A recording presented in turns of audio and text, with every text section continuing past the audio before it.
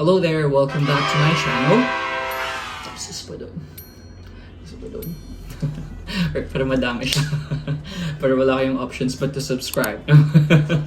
Anyway, kidding aside, hello there. Right, good morning from UK. So today we're exactly on the 4th of June 2024. Right, and yeah, right, umuulan sa labas. Just so you know, normal UK. Right, normal UK weather. Right. Anyway, mapapansin nyo, same na naman yung suot ko, right? Like, since nag-start tayo ng yung sa vlog, right? Same din nung nag-second week na tayo, right? And the reason why sinuot ko ulit to kasi third week na tayo. Third week. Bakit kasi po daliri. But yeah, third week na tayo and I just wanted to, give you a quick update on how is it going, right? So to start with, tingnan natin yung dito sa area na to. Right? And then on the side, the back, right? And then on the side again, right? So yeah, right? If you would notice exactly in here, obviously as I've mentioned in the previous vlogs and the previous episode before, na nag-start na tayo with the shedding phase, right? Shedding, other terms, taglagas. Nag-start na siyang mahulog yung mga, yung mga dead follicles, And yeah, it's part of the process. It's normal, right? Like talagang mawawala talaga siya. I'm not sure. Maybe it's case-to-case basis kung kasi meron akong nakita sa ibang mga videos na wala talaga siya, meron konti lang, di ba? But the main point of that is kailangan mawala nung dead follicles to make way for a new hair growth, no? That's why. And yep, ganun lang yun. Wala naman masyadong update, right? Normal lang din naman yung routine natin nun. Remember the shampoo that I've shown you, right? Ginagawa ko na yun before I do my normal na ligo ligo routine, no? So I use gauze, lagay ko ng shampoo, lukewarm water, and then paikot-ikot mo lang gently dun sa transplanted area as well as sa donor area din. Right? Sad part lang, kasi every time you make ganun right, sumasama yung ibang mga hair, right, yung mga dead hair na tinatawag, which is again normal lang pero nakakasad kasi pwede na sa akin yun, di ba, ganun, pero meron pang better, meron pang better na mangyayari in the future, so magantay lang, di ba, parang sa normal na buhay, learn how to wait. Naging advice pala. Anyway, yun lang yun, right? And the reason why, special din tong episode na to kasi maglo-launch tayo ng bago nating pa-format dyan. As you've noticed, diba, every time ganito lang, medyo ganito lang parati yung ganito lang parati yung background ko and all, ganito lang yung format ng vlog natin kasi it's also needed for me as to my healing process, no? Kasi since we've gone back from Istanbul, Turkey, dito lang talaga ako, never pa ako lumabas kasi bawal lumabas. Sabi ni Ate Kim. Or anyway, no, but it's of my personal choice din kasi not to go out para at least ma-focus ako dun sa healing process, no? Para control yung environment ba dito. Kasama ko lang si Pabi, di ba? And then at some point, binibisita tayo ng iba nating friends, diba? Si Michi and all that. So, gusto mo makita yung reaction mo? Oh my God, ano yung stare mo? So, yun nga, at least control dito. But, this week as well, babalik na din ako sa work. No? Balik na din tayo sa normal natin na buhay. Normal na naman na pagod, right? So, yun lang. Right, I just wanted to let you know din naman na what we'll be doing sa new format ng natin. Ang haba ng intro, no? Sa new format na gagawin natin is that it would still be the normal hair and eyebrow transplant update that I'll be giving you. And then, after that, magpapasok tayo ng mga travel videos namin before, which dun talaga ako excited kasi yun talaga yung ang tagal-tagal ko nang gustong gawin pero hindi ko lang alam paano simulan. If you know what I mean. So, happy lang ako kasi this thing happened, like nagpa-hair transplant ako and whatnot, and nagkaroon ako ng lakas ng loob to post my first video, followed by the other, and so on and so forth, right? I would just also want to take this opportunity lang din to really thank you guys kasi from ilan yung subscribers before? Like 5, 6, di ba? Anyway, hindi naman talaga big deal before. But yeah, right now, andito na parang asa 90s na tayo, di ba? So, yung nag-grow na yung family natin and maybe it might just sound na maliit, pero for me, it's really a big deal na and I am so thankful sa inyo, you know, na nag-subscribe, na nanonood, na kahit papano, di ba? So, sana lumaki pa tayo in the future, pero at this point in time, enjoy lang natin siya, no? Enjoy lang natin yung moment, enjoy nyo lang yung pag-edit ko. Kasi hirap pa talaga niya, no? To be fair, one thing na hindi ko din siya masimulan before kasi hirap, 'di ba? Ang parang iniisip ko pa lang ang dami nang gagawin. Iniisip ko pa lang ano yung sasabihin, 'di ba? And all that. Pero yun nga, you just made it so easy for me, guys, na alam mo yun, na-express yung sarili ko and whatnot. Still, I'm learning. You know, every day is a learning process para sa akin, para sa atin. And I just wanted to let you know na I'm really trying my very best para mabigyan kayo ng magandang content. Right? Content creator. No, I mean, mabigyan kayo ng magandang magandang mapapanood, no?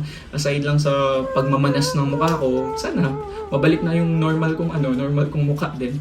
Tapos ito na pala yung normal. Sorry. But, yeah, yun lang. To cut the story short, I'll be, inputting some... Word ba ito? No, I'll input some of our travel videos before, no? Especially this one, since third week na din natin, sorry, part 2. Third week na din natin. That's why napapanahon din siya because this coming June 16th, lalabas na yung second season ng House of the Dragon, no? If maybe hindi nyo, some of you guys, if you've seen it, better para at least makapag-share tayo ng ideas and whatnot. But yeah, it's a prequel of Game of Thrones before, no? Game of Thrones, like yung, alam mo yun, I remember back then when I was still in Japan and whatnot, naririnig ko like, oh, winter's coming, ganito sa Game of Thrones. Tapos sa isip ko, like, ang paki ko. Like, di ko naman kasi gets at that time, di ba? And wala din akong time para manood or what. Pero, ayun nga, last year, I think that was around March, us and our friends, we've gone to Northern Ireland. And just so you know, guys, Northern Ireland is one of the few places sa United Kingdom that Game of Thrones, nag-shoot sila ng mga scenes nila and all that, right? And we are very privileged, we're very lucky na nakapunta kami doon. And like, first-hand, the experience talaga namin, nakita namin yung few places na nakapag-shoot sila, especially like, to start with like Dark Hedges, tapos I'm not sure kung yung Giant Causeway meron silang scenes doon or whatnot, pero nakita din namin yun. Tapos ang main, like yung focal point there is we've gone through the Game of Thrones studio tour, which was really amazing. Like, papakita ko sa inyo mga videos later, right? Like, sobrang amazing ba talaga niya, right? But just a quick trivia lang, guys, which nawalan na ako ng laway. Inom muna tayo. No. Yeah. Anyway, going back, right, bigyan ko lang kayo ng trivia. Before we've gone to the Game of Thrones studio tour, me and my partner, Pabi, obviously, hindi pa kami ganun ka-hook na, dun sa Game of Thrones. To be fair, wala kami idea kung ano yung pinapasukan namin yun. And personally, wala pa talaga akong na-watch na isang episode nun, no? So, nauna yung tour namin, and then, pagpasok pa lang doon, even though wala kaming background on sino yung character na yun, ganito. Pero amazing lang siya kasi alam mo talagang, alam mo yun, pinaghandaan nila, alam mo talagang, like, every detail, it's very intricate. Alam mo talagang pinagkagastusan and all that, right? So, yeah, we're just so thankful na na-experience namin yun, right? And after that, after the tour itself, it really like helped us open our eyes, our views about watching the series, right? And so did we, no? Pinanood namin and all that, mas lalo namin tapos doon namin binalikan yung mga pictures. Ito pala yun, ganun. So, yeah, gusto ko lang din naman i-share sa inyo kung paano yung experience namin na yun, kung ano yung mga bits na nakita namin which are really amazing, like to bits. So, sana mag-enjoy kayo, and alam kong haba na ng intro na to.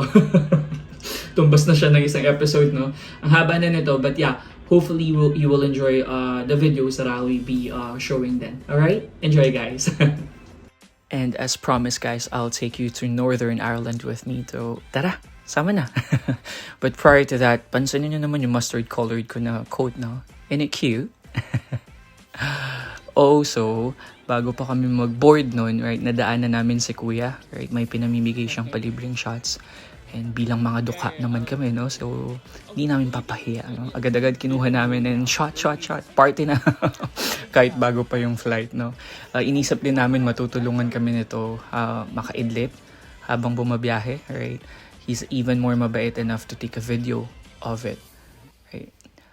Kaway-kaway naman dito sa mga katulad ko na ilalaban talaga yung window seat or makikiupo basta makuha lang yung ganitong shot.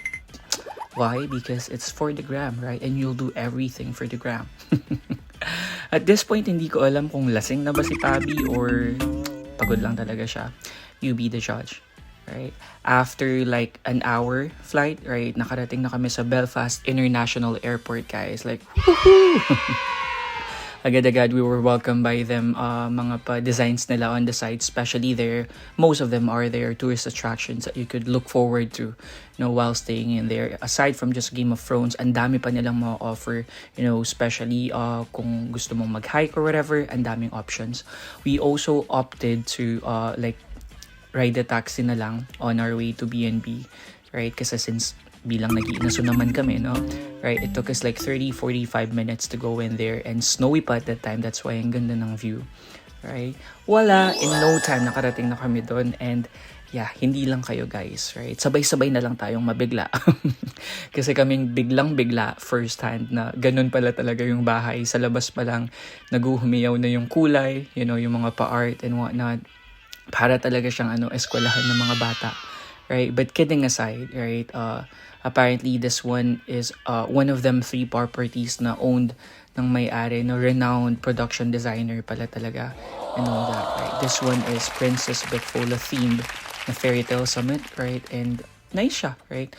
Sa baba, andyan yung parang family area niya, right? So, dyan yung pinagstay namin, kwentuhan and whatnot. Right? Sa labas din, meron siyang jacuzzi, which obviously we're not able to use kasi nag-snow. So, manginig kami.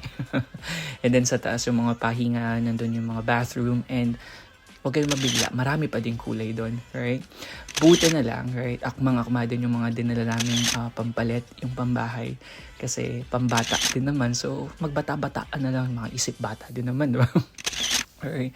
Nakita din namin yung alak na natikman namin from the airport. So, yeah, tinry namin, right, while rewatching Titanic, right?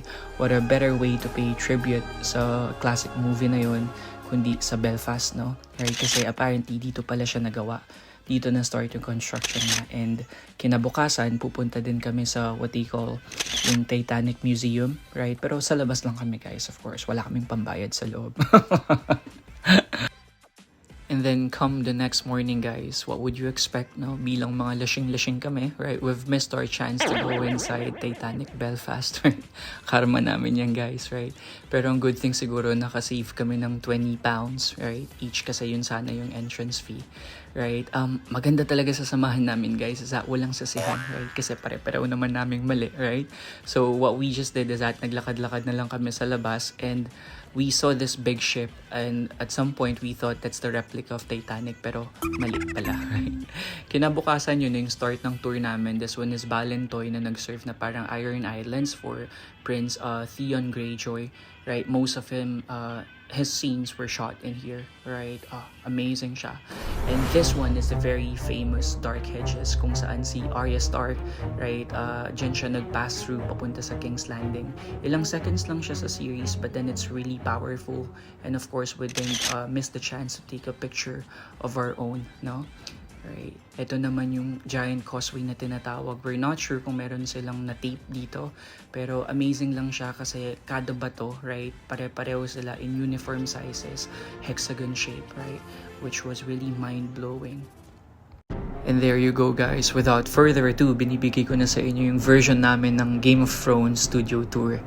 Right? Kita nyo naman, start pa lang talagang meron ng pa winter's coming feels, no? Right? Ang saya lang, di ba? Kasi bago sa amin to, and consider the fact that at that time, wala pa kaming idea kung sino yung mga characters, no? But let's talk about details. Talagang A for the effort sila, right? Wala ka talagang masisita na mali. Sobrang ganda, right? And the other thing about this studio tour itself is that kung paano mo siya nakita, paano mo siya napanood sa series, ganun din yung pagkakalatag niya dito. No, even with the costumes na sinuot ng bawat character, kuhang-kuha, right? Imagine mo, even yung kaldero, even yung mga chicken na kinain at the time, ganun na ganun yung pagkakapwesto, right? And of course, hindi natin sinayang yung moment para maglakad sa main hall ng Winterfell, no? Diyan siya parating ginagamit for meetings, tapos sa mga grand dinner nila, right? So, yan yun. And then on the other side, ito naman yung yung pagmamay-ari ng ating Queen Khaleesi, no, sa Dragonstone, right? Yan naman yung ginagawa nila kapag nagpa-plan sila towards the battle, right? But thinking of it right now, talagang amazing siya, no? And cute thing din about this tour is that interactive siya, and it really maximized the use of our technology back. Kasi imagine, no, for a couple of seconds there, naging Kingsguard ako na sumasayaw ng ninay, right? Naisip mo yun? Right? Sulit talaga siya for the price of like 40, 50 quid. I think Pabi has got an offer from 3 at that point, no? And then, sa kabila naman, ito naman yung mostly mga scenes ni Cersei kapag nagbabalak na naman siya na masama towards Westeros or sa mga ibang gusto niyang sakupin, no? Ito naman yung altar ni Balerion. Siya yung biggest na dragon, right? Na namatay na and whatnot, pero talagang sobrang parang totoo. It's very real. It looks so real nung nakita namin, right? Bawal siyang hawakan, of course. And sino ba naman yung makakahindi sa ganitong view, no? Ito na yung finale scene ni Khaleesi siya ni Jon, right? Nung makita namin siya, andun yung sound effects and whatnot, tapos on the side screen andun yung mga dragons na palipad-lipad. Pag naaalala ko lang, naiinis pa din talaga ako kay Jon. Bakit hindi na lang siya yung Dinracaris, no? Sana mabuhay pa siya. Sana mabuhay pa si Mother Khaleesi. And there you have it, guys. And yung tour natin, right, sa Northern Ireland, Belfast, no? And before you know it, pauwi na tayo, no? Uwian na, hindi na masaya, right? But I am just so happy, guys, na nasama ko kayo sa tour namin na to. And yeah, I'll try my very best to prepare the other ones sa next episode natin, right? Para at least hindi kayo mabore. And again, thank you so much for watching, guys, okay? And please do not forget to like and subscribe on our YouTube channel, right? Patik Batik, right? See you soon. Bye-bye!